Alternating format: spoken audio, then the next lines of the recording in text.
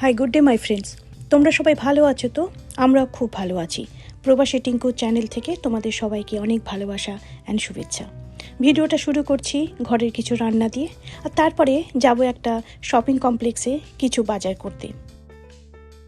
এখানে প্রত্যেকটা বাড়ির সামনে দেখেছো কি সুন্দর করে ডেকোরেট করা থাকে, সবসময় গাছ দেওয়া থাকে, পট দেওয়া থাকে, দেখতে না সত্যি ভালো লাগে। এই যেমন দেখো, এমন একটা বাড়ি আমার চোখে পড়েনি আজ অব্দি যেটার সামনে কোনো রকম গাছের কোনো ডেকোরেশন নেই। বেশ হাঁটতেও ভালো লাগে, আর যারা ঘর করেছে তাদেরও মনটা ভালো লাগে। এনিওয়ে, এখন বাড়িতে এসে যেটা বললাম, কিছু টুকটাক ঘরোয়া রান্নাই করব। প্রথম যখন বিয়ে হয়েছিল তখন না ছুরি ধরতে পারতাম, না বটি দিয়ে কোনো সবজি কাটতে পারতাম। সবে সবে বিয়ে হয়েছিল, অল্প বয়সও ছিল। এখনও মনে পড়ে মা আমাকে বটি দিয়ে দিয়েছিল, কেন মাকে বাড়িতে বটি দিয়ে কাটাই দেখেছিলাম, কিন্তু এটা ফোল্ডিং বটি তখনকার দিনে পাওয়া যেত, অনেক বছর আগের ঘটনা। তো সেটা দিয়ে আমি যে মিডল ইস্টে এসেছিলাম হাজব্যান্ডের কাছে, সেটা দিয়ে আমি মোস্টলি মাছগুলো কাটতাম। আর তখন আমরা যেখানে থাকতাম সেখানে ইলিশ রুই সবই পাওয়া যেত, কিন্তু ফ্রোজেন অবস্থাতে, মানে জ্যান্ত যেরকম দেশে হয় সেরকম নয়। তো ফ্রোজেন পুরো বরফে ঢাকা দেওয়া একদম পুরো শক্ত মাছগুলো থাকতো। নতুন লাগতো আমার কাছে ওই কনসেপ্টটা।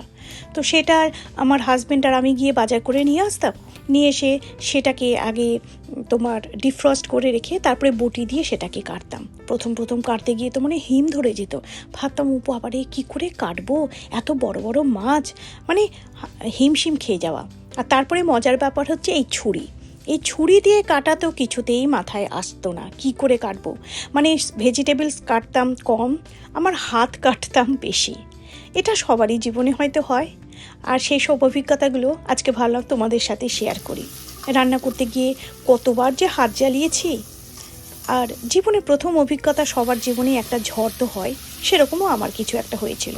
আজকে এই ঢ্যাঁড়স চচ্চড়িটা করছি সিম্পলভাবে, দেখেছো আদা দিয়েছি, আদা জিরে পেঁয়াজ টমেটো দিয়ে মাখা করে এই ঢ্যাঁড়স চচ্চড়িটা খেতে কিন্তু ভালোই লাগে, খুব তাড়াতাড়িও হয়ে যায়, আর পাতলা ডালের সাথে চমৎকার লাগে। এটা দেখতে মোটামুটি এরকম হয়েছিল। বেগুন ভর্তা করব। বেগুনটা আগের থেকে আমি আমার ওভেনে রোস্ট করে নিয়েছিলাম। আমি ছোটোবেলায় যেন আমার আরেকটা কথা মনে পড়ছে, বেগুন ভর্তাটা কিন্তু এই যে বেগুন ভর্তাটা যেটা আমি ওভেনে রোস্ট করে রেখেছিলাম, ছোটোবেলায় এই বেগুন ভর্তা আমার একদম ভালো লাগতো না। আমার কি যেন কেন মনে হতো বেগুন ভর্তা খেলে আমার গলা চুলকোয়, কারণ জানতাম না, হয়তো সত্যি অ্যালার্জিক ছিলাম। বাট অন দি কন্ট্রি বেগুন ভাজা কিন্তু খেতে খুব ভালো লাগতো। কি আশ্চর্য বলো। খুব বেসিক পেঁয়াজ টমেটো সাদা জিরে একটু গরম মশলা আর উপর থেকে ভাজা এই যে বেগুনটা দিয়ে উপরে ধনে পাতা দিয়ে ভাজা করে নিলাম। ব্যাস এইভাবেই আমি করি, দেখতে অনেকটা এরকম হয়েছিল। এখন করছি মুসুরির ডাল। একটু মুসুরির ডাল পাতলা করে মুসুরির ডাল করেছি, ওপর দিয়ে ধনে পাতা ছিটিয়ে। আর ছোটোবেলায় এই গরম ভাতের মধ্যে মা যেদিন মুসুরির ডাল করতেন তার মধ্যে একটু ঘি দিয়ে আর তার সাথে একটু একদম ক্রাঞ্চি বেগুন ভাজা দিয়ে মা যখন দিত, আহা, সেসব কথাগুলো আলাদা জিনিস। রান্নাটা যতই ভালো লাগতো তার সাথে আরও ভালো লাগতো মা যখন বেড়ে দিত। হয়তো শুয়ে আছি, মা হয়তো বলতো কিরে আয় খাবার তৈরি হয়ে গেছে, রেডিমেড রান্না। তোমাদের সাথে কথা বলতে মুসুরির ডাল, ঢ্যাঁড়স চচ্চড়ি আর বেগুন ভর্তা রেডি হয়ে গেছে। ছোটোবেলায় মা করতো, আমরা খেতাম। এখন তো নিজের জীবন, নিজের সংসার, নিজের খাবার নিজেকেই বেড়ে নিতে হয়। আর সেই জন্যই হয়তো আমরা যতই বড় হই ছোটোবেলাটা ভুলতে পারি না, তাই না? বাট হ্যাঁ, যেদিন পাতলা মুসুরির ডাল করি সেদিন ঘি নেওয়াটা ভুলি না। ওই ছোটোবেলার মায়ের যে ঘি দেওয়ার অভ্যেসটা বললাম, সেটা হয়তো এখনও মাথায় রয়েছে। তো এই আর কি, ছোটোবেলাটাকে তো আর ফিরে পাবো না, কিন্তু এই সব মুহূর্তগুলোকে যখন এক একটা জোড়া দিতে থাকি, ছোটোবেলার এক একটা মুহূর্ত আমার খুব বুকের কাছে চলে আসে, এই আর কি। তো যাই হোক, এই ছিল আজকের খাবার। এখন একটা আমার বাড়ির কাছে ডিপার্টমেন্টাল স্টোরে যাচ্ছি ব্রেড কিনতে আর কি। আর এখানে যে কোনো জায়গায় যেখানে সেখানে স্ট্রিট পারফরমেন্স হয়, এখানেও হচ্ছে দেখলাম। হালকা ঝলক দেওয়া একটা রেকর্ড করেছি, তোমরা দেখতেই পারছো।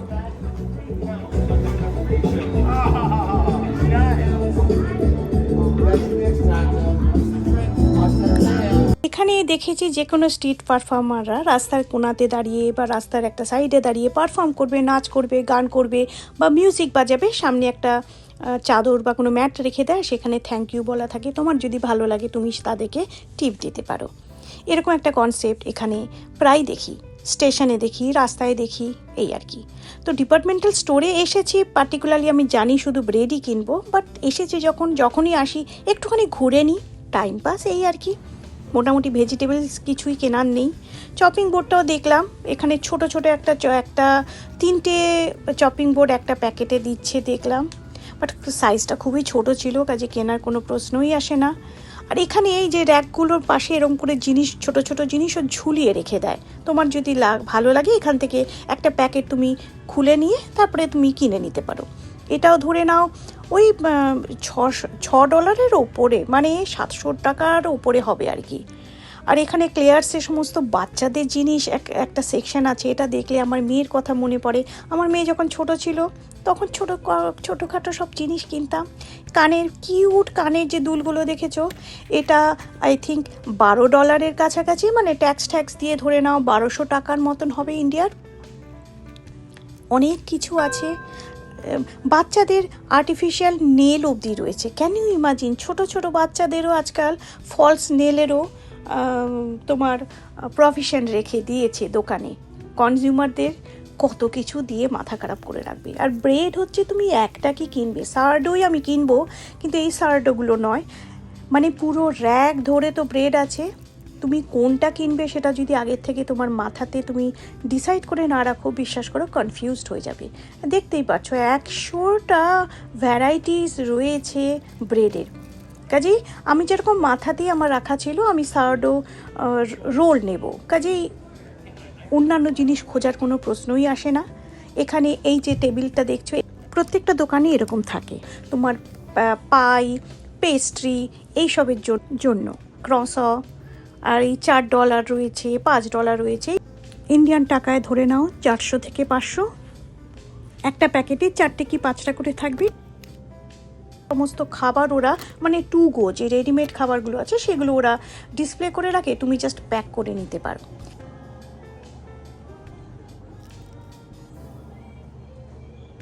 আর এখানে যেটা দেখছো এটা হচ্ছে পুরো মিটের সেকশন।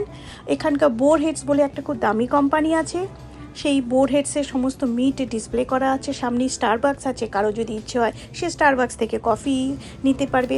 হ্যাঁ, আমি এসেছি এই বাস্কেটটা থেকে নেব তোমার সার্ডো রোলটা নিতে এসেছি। এই যে লম্বা যেটা দেখছো গ্রিন কালারে, আলটিমেটলি আমি সেটাই নেব। বেশি দাম নয়, ধরে নাও তোমার এটা $3 মতন ছিল, মানে ইন্ডিয়ার টাকায় ধরে নাও টেন্টেটিভলি 300 টাকার মতন হবে আর কি, উইথ ট্যাক্স। তো এটাই শুধু আমার কেনার ছিল। কিনে এখন আমি যাচ্ছি। বিউটিফুল, এখন যেহেতু স্প্রিং এসে গেছে, দেখো ডিপার্টমেন্টাল স্টোরগুলোতেও সুন্দর করে সমস্ত ফ্লাওয়ার দিয়ে সাজিয়ে রেখেছে। আর আমি তোমাদের এর আগে বলেছিলাম এখানে এটিএম প্রত্যেকটা ডিপার্টমেন্টাল স্টোরের সামনে আছে। এনিওয়ে, আজ তাহলে এখানেই রাখি বন্ধুরা। খুব তাড়াতাড়ি আবার আরেকটা নতুন ভিডিও নিয়ে আসবো তোমাদের সামনে। Till then, stay happy, stay healthy and stay positive. Love you all.